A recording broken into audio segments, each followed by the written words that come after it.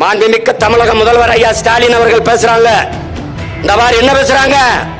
எளிய மக்களுக்காக போராடுவதற்காகவே அதிகாரம் என்று பேசுறாங்க.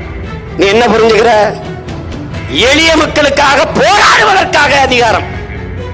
எப்படி வேடிக்கையா இருக்க பாரு. எளிய மக்கள் போராடுவதே உங்க அதிகாரத்தை எதிர்த்துத்தான். இந்த போராட்டமே உங்க அதிகாரத்துக்கு எதிராகத்தான்.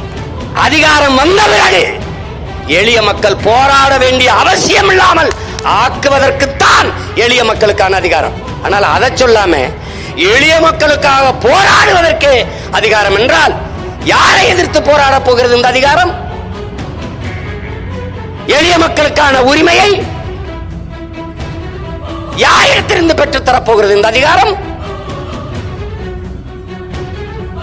என் தம்பிக்கு தான் யாரோ தப்பா பக்கத்துல இருந்து எழுதி கொடுக்குறாங்கன்னா தமிழ்நாட்டின் முதலமைச்சருக்கே பக்கத்துல இருந்து தப்பா எழுதி கொடுக்குறாங்க. ஐயா, நீங்களால ஆள மாத்துங்கய்யா.